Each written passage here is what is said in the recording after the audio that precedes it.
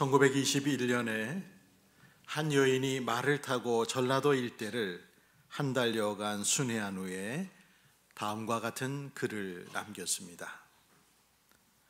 이번에 만난 여성 500명 중 이름이 있는 사람은 10명 뿐입니다. 1921년 조선의 여성들은 큰 년이 작은 년이 개똥오몸으로 불립니다. 이들에게 이름을 지어주고 글을 가르쳐주는 것이 저의 가장 큰 기쁨입니다. 간호선교사로서 조선에 발을 내디딘 엘리자베스 쉐핑 선교사, 우리나라 이름으로는 서서평 선교사라고 하는 이 쉐핑 선교사는 독일 출신의 미국 선교사로서 한국 최초의 간호선교사로 조선에 파견되어 왔습니다. 당시 일제 식민지 조선의 상황은 가난을 이루 말할 수 없고 또 전염병으로 병자가 넘쳐나던 시절이었습니다. 그들에게서 눈과 마음을 뗄 수 없었던 쉐핑 선교사는 서양식 삶을 고수하는 여러 선교사들과는 다르게 우리나라 말을 익혀서 서서평이라는 이름을 짓고 그리고 한복을 입고 된장국을 먹으며 헐벗은 사람들의 속으로 들어갔습니다. 당시에 선교사에게 주어진 하루 식비는 3원인데 그러나 서서평 선교사는 10전으로 허기를 채우고 나머지는 어려운 사람들을 위해 썼습니다. 거린들을 데려와서 씻기고 옷을 사입히는가 하면 환자가 버린 아이를 수양아들, 수양딸로 삼았는데 그렇게 데려다가 키운 아이가 14명이고 아이를 낳지 못해 쫓겨나거나 오갈 데 없는 여인 38명을 거두어서 보살펴 주었습니다. 조선에서 이렇게 헌신하다가 잠시 휴가를 받아 미국에 가서 자기 어머니를 만났을 때 쉐핑 선교사의 어머니는 고된 생활에 찌든 딸을 보고서 몰골이 부끄러우니 돌아가라고 매몰차게 외면했다고 합니다. 서서평 선교사가 22년간의 조선에서의 선교사를 생활을 하는 도중에 언제나 어려운 사람들에게 자신의 모든 걸 나누어주고 베풀며 결국 자기 자신은 영양실조로 삶을 마치게 되었는데 당시에 남긴 그의 유품은 고작 강냉이 가루 2홉과 현금 7전과 반쪽짜리 담요뿐이었다고 합니다. 거적대기를 덮고 자는 사람에게 자신의 담요 반쪽을 찢어주고 남은 반쪽으로 가냘픈 몸을 가린 채 이 땅의 삶을 그렇게 마쳤습니다. 쉐핑 선교사의 장례 행렬을 뒤따르던 천여 명은 어머니라는 소리와 함께 통곡을 하면서 장례 행렬을 뒤따랐다고 합니다. 그로부터 90여 년이 흐른 오늘까지도 이 서서평 선교사가 묻힌 광주광역시 양림동 뒷동산에는 그녀의 참사랑과 헌신을 추억하는 발걸음이 아직도 이어지고 있습니다. 쉐핑 선교사의 침대 밑에는 이런 글귀가 적혀 있었다고 합니다. 영어로 Not success, but serve. 성공이 아니라 섬김이다. 그렇게 적혀 있었습니다. 서서평 선교사의 이야기는 우리가 잃어버리고 있는 기독교 신앙의 가치를 일깨워주는데 바로 헌신의 가치입니다. 기독교는 예수 그리스도의 반석 위에 하나님의 은혜와 또 그 은혜에 응답한 성도의 헌신을 통하여 세워졌습니다. 작고 큰 모든 것들이 이름 모를 성도의 헌신 덕분입니다. 몸의 헌신, 재물의 헌신, 시간의 헌신이 예수님을 세상에 전파시킬 수 있었고 선교를 가능하게 했습니다. 저는 365일 우리 교회 안에서 살아가면서 이 교회 안에서 숨쉬며 앞서간 성도와 지금의 성도들의 헌신에 항상 감사를 드리고 살고 있습니다. 교회 안에 놓여 있는 작은 기물 하나도, 그리고 건물을 떠받치는 기둥 하나도, 또 구석에 놓인 화분 하나조차도 모두가 다 성도들의 정성 어린 헌신과 사랑으로서 마련된 것입니다. 우리 교회의 땅 한 평도, 여러분이 앉아있는 장의자 하나도, 또 강대상에 놓여 있는 작은 종 하나까지도 모두가 다 헌신의 결과입니다. 이렇게 눈에 보이는 것뿐만 아니라 눈에 보이지 않는 무형의 신앙의 자산도, 그리고 이곳에 함께하고 있는 여러분들도 우리 생각에는 우연 같지만 분명 어떤 분의 기도와 눈물의 결실입니다. 하나님께서 우리의 충성과 헌신을 귀히 보시고 작은 것을 큰 것으로 복 주신 덕택입니다. 만약에 우리들이 이 사실을 잊는 순간 우리는 우리가 이어갈 헌신을 할 수 없고 또 하지도 않을 것입니다. 제가 교역자 생활을 시작하던 80년대는 전국에 개척교회를 세우던 시절이었습니다. 그렇게 초라하게 개척된 교회들은 일정 시간이 지나면 사람들로 차게 되었고, 지하나 상가에서 벗어나 자체 예배당을 건축하고 자립하여 선교사를 보내고 또 다른 교회를 세우곤 했습니다.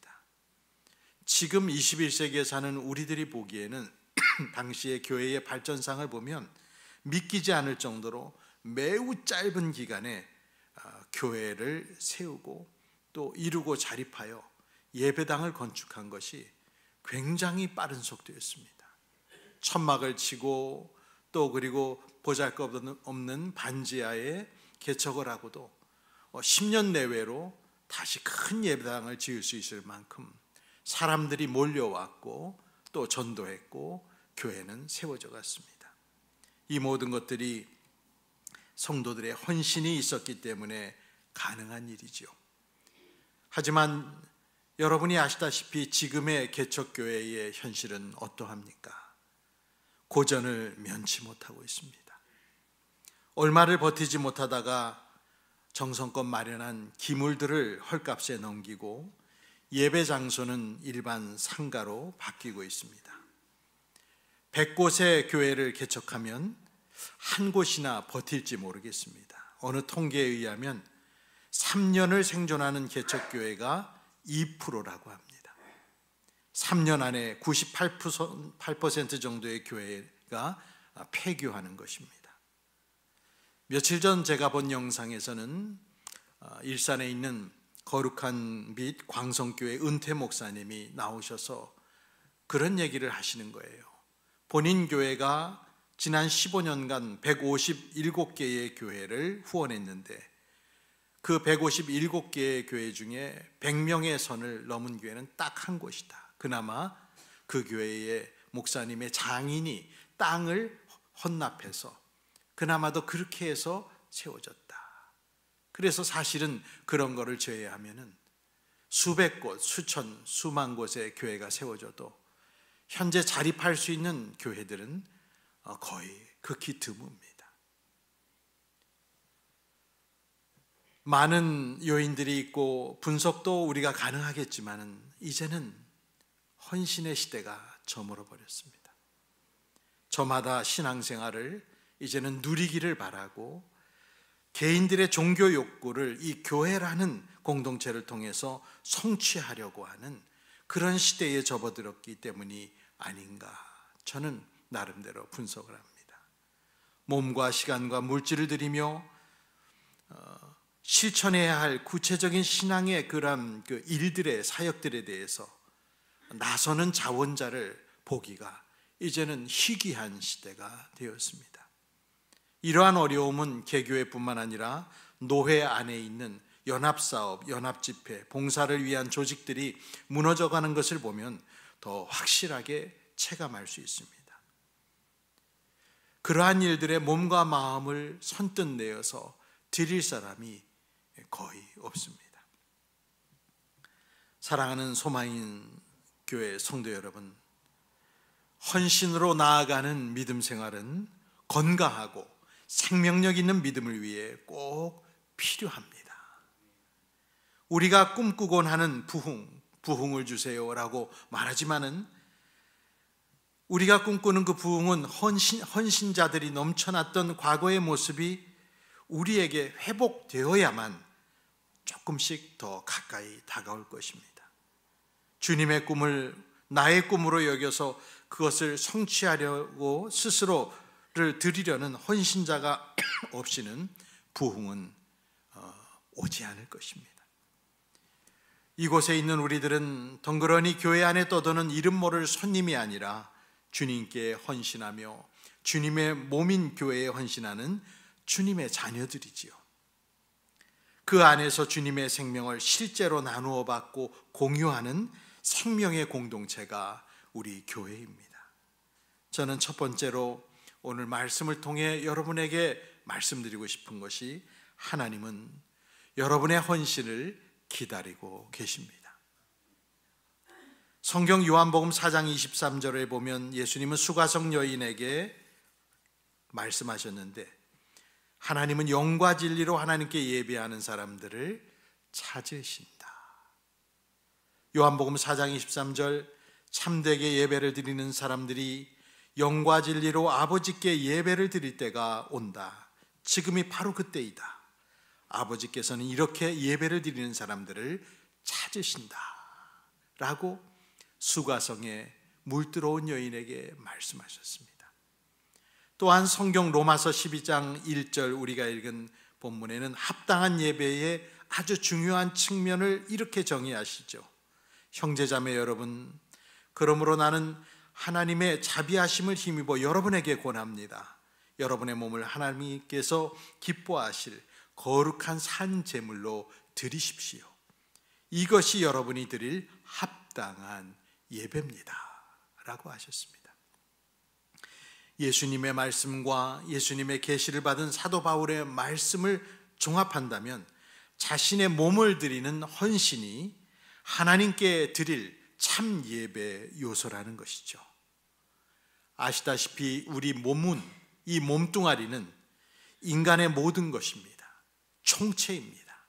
존재 그 자체가 우리 몸입니다. 우리 주 예수께서는 저와 여러분을 위해 자신의 몸을 송두리째 바쳐주셨다고 성경은 말합니다. 갈라디아 1장 4절에 말씀하시길 예수 그리스도께서는 하나님 우리 아버지의 뜻을 따라 우리를 이 악한 세대에서 건져주시려고 우리의 죄를 대속하기 위하여 자기 몸을 바치셨습니다. 그렇게 말씀하고,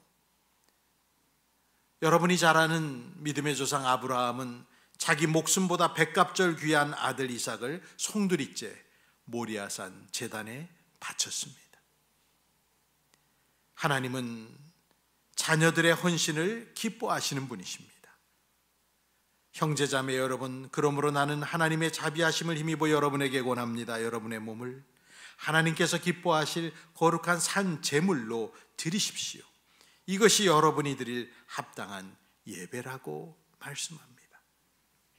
성도 각자가 자기의 몸을 하나님이 기뻐하실 제물로 드려야만 하는 것입니다. 구약 시대에 하나님의 제단에 바친 제물은 동물의 숨통을 끊어서 바친 제물이었습니다. 하지만 우리들은 산 제물로 자신을 드리는 것입니다. 이미 예수께서 나를 대신하여 속죄 제물로 자신을 성부 하나님께 바치셨기 때문에 이제 나는 살아서 주의 영광을 드러내는 산 제물이 되는 것이죠.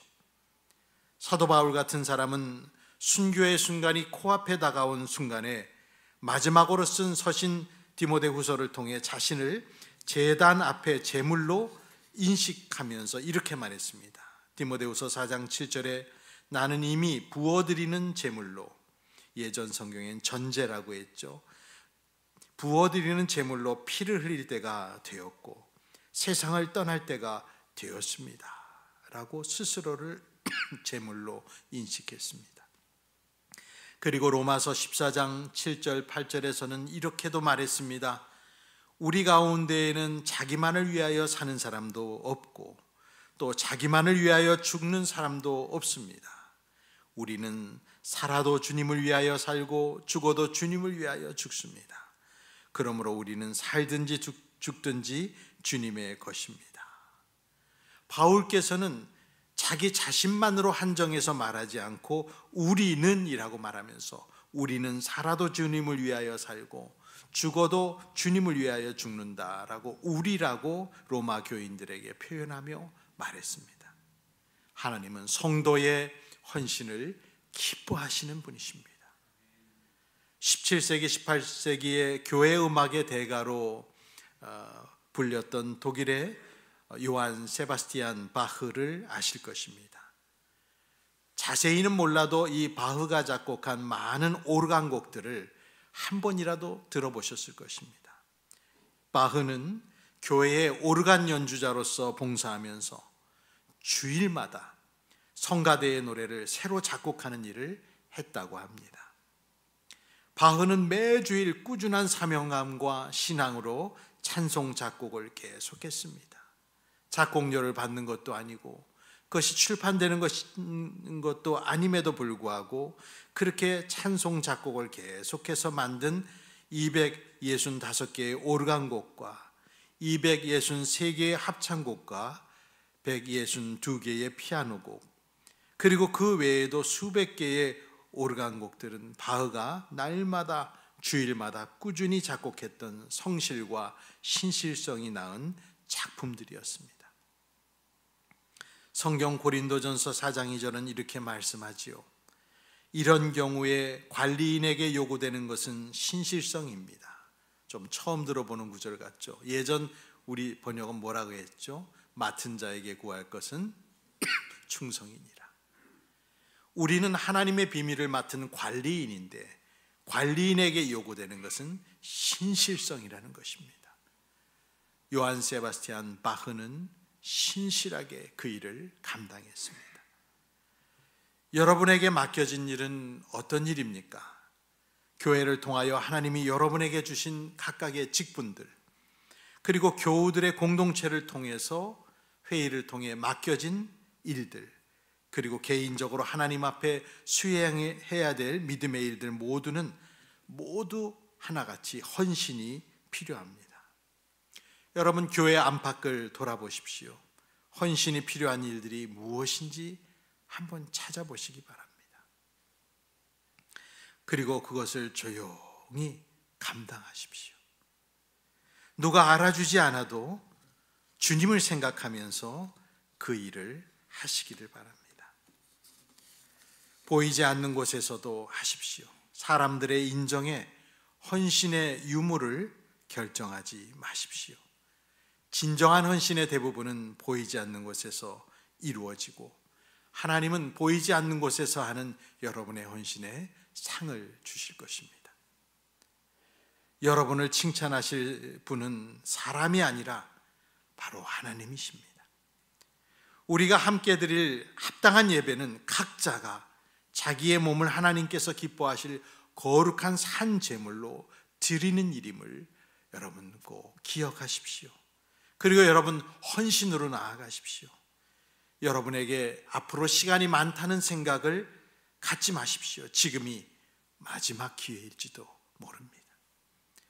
두 번째로 오늘 성경을 통해 깨닫게 되는 헌신의 진리는 무엇입니까? 그것은 내가 받은 은혜와 내가 받은 은사를 드리는 게 헌신이라는 것입니다.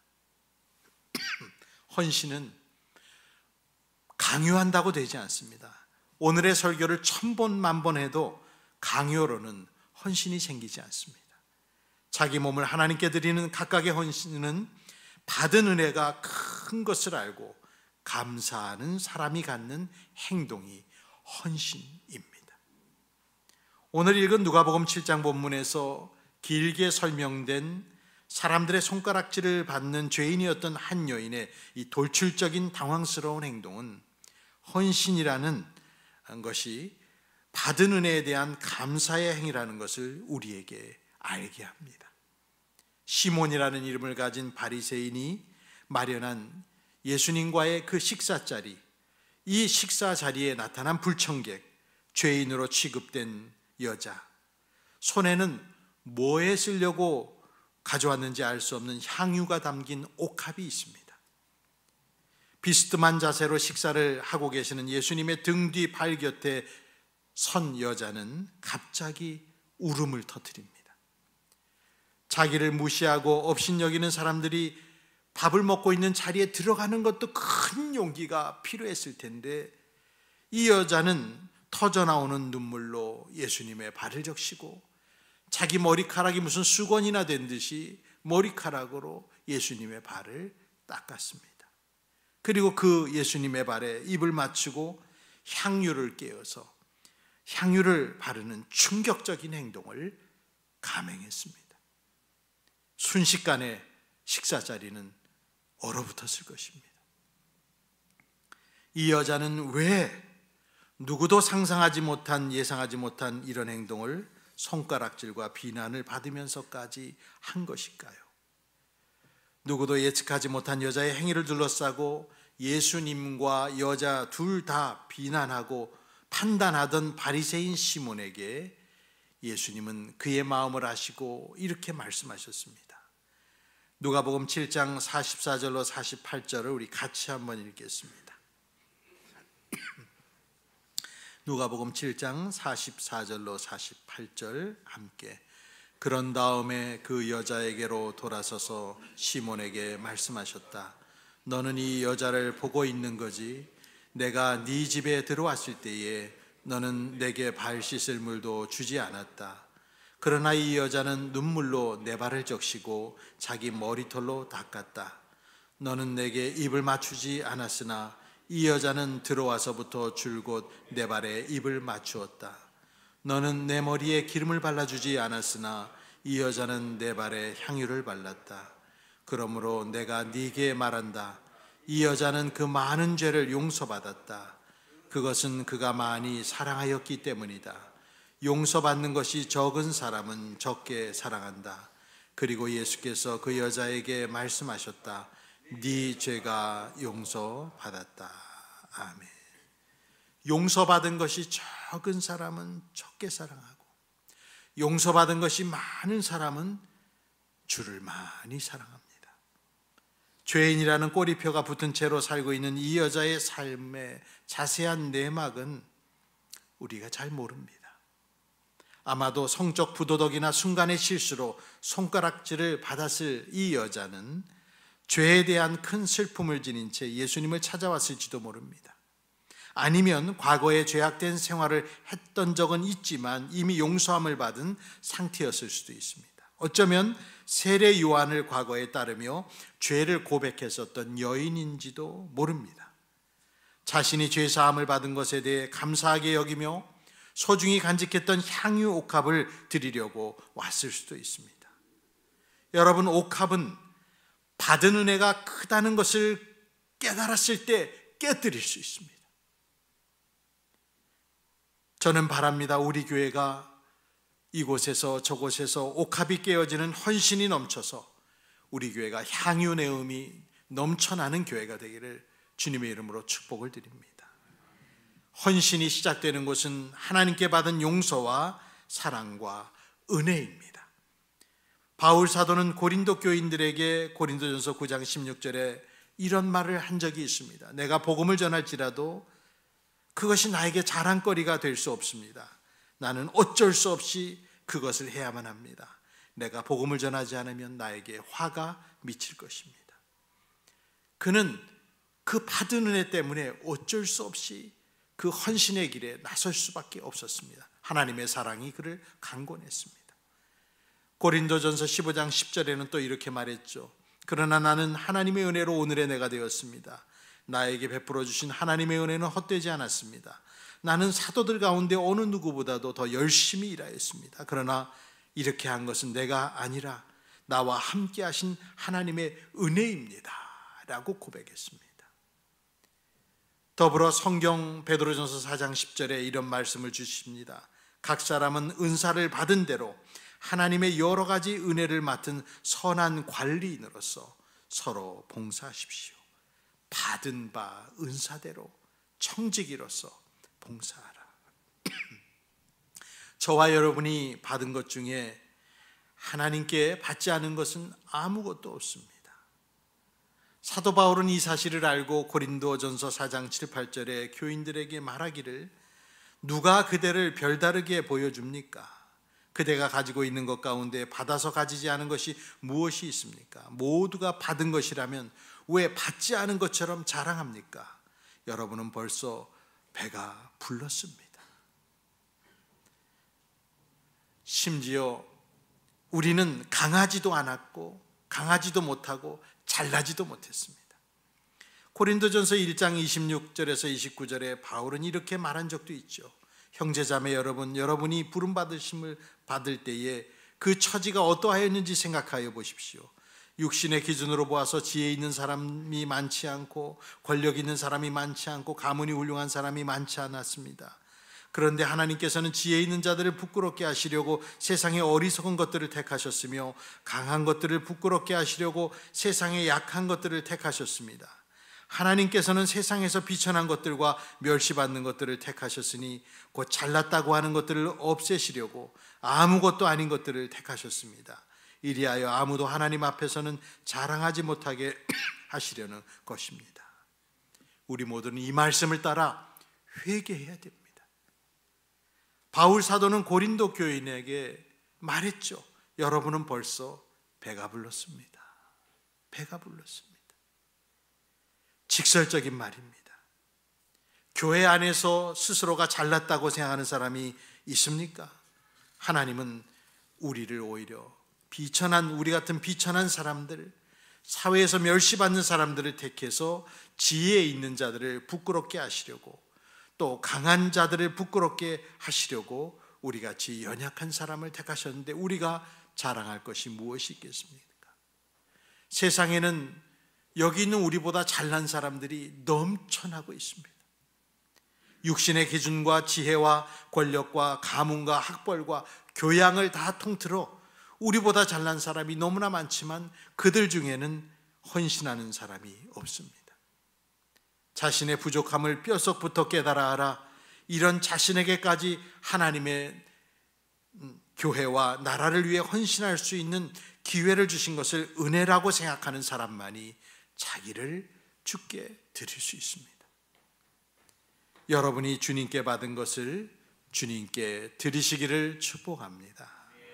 받은 달란트를 땅에 묻어두고 사용하지 않으면 어느 순간 그것을 하나님이 다른 사람에게 주실 것입니다.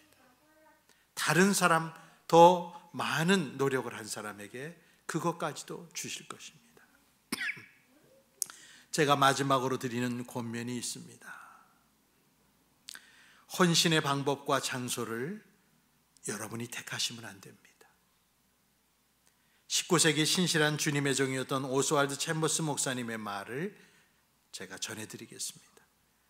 하나님을 위한다고 하는 많은 열심과 정열과 힘과 순교도 의미 없는 헌신이 될 수 있습니다.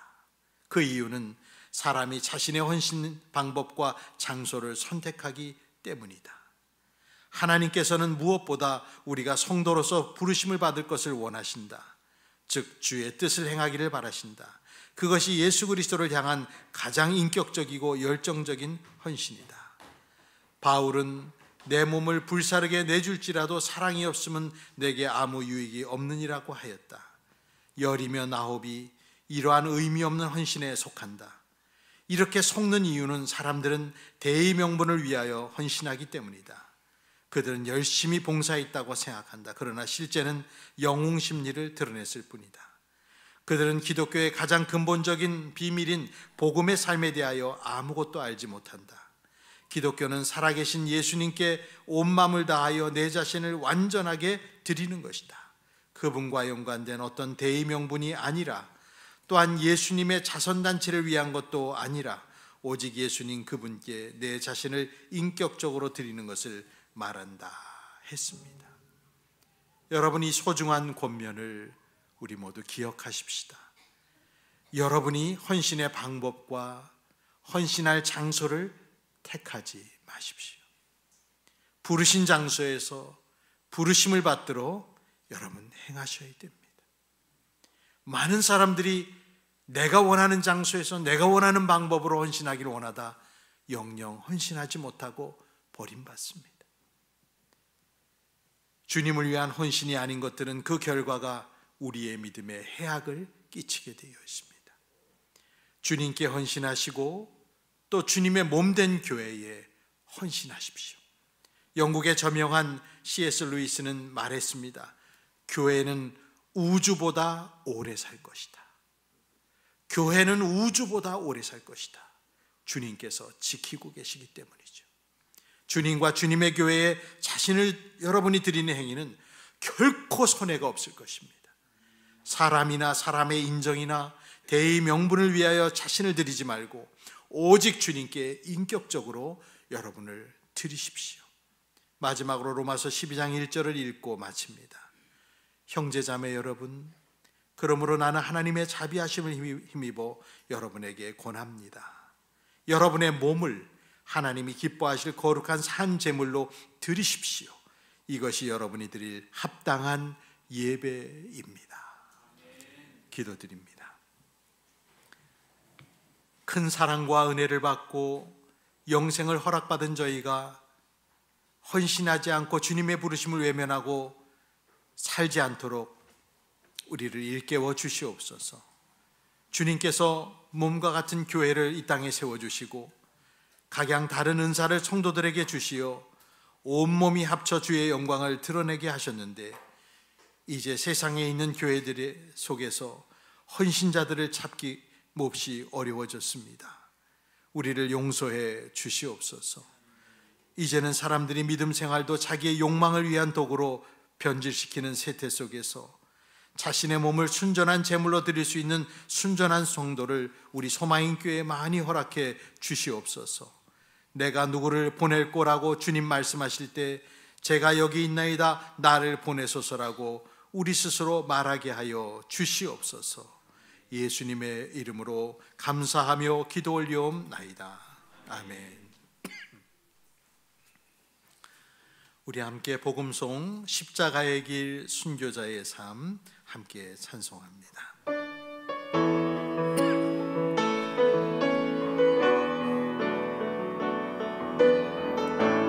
우리 함께 일어나 찬양할까요? 내 마음에 주를 향한 사랑이 나의 말엔 주가 주신 진리로 나의 눈에 주의 눈물 채워주소서.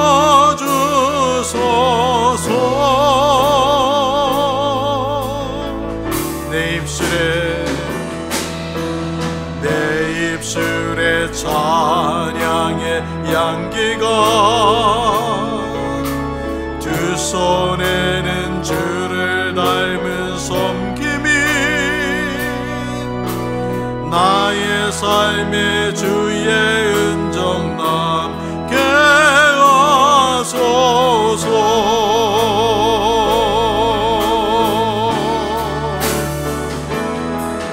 하나님의 사랑이 영원히 함께하리. 십자가의 길을 걷는 자에게 순교자의 삶을 사는 이에게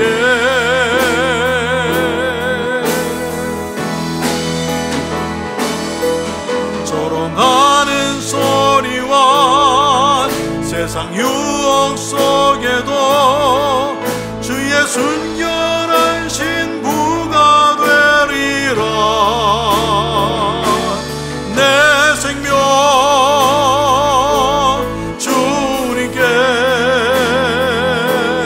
드리리.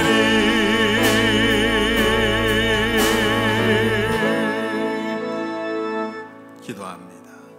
이제는 우리 구주 예수 그리스도의 은혜와 하나님 아버지의 극진하신 사랑과 성령님의 감동감화 위로 교통하심이 자신을 하나님께 헌신하기를 다시 한번 다짐하며 흐려진 소명의식을 일깨워 주님께 쓰임받기를 바라고 돌아가는 성도들 위해 영원토록 함께 있을지어다. 아멘.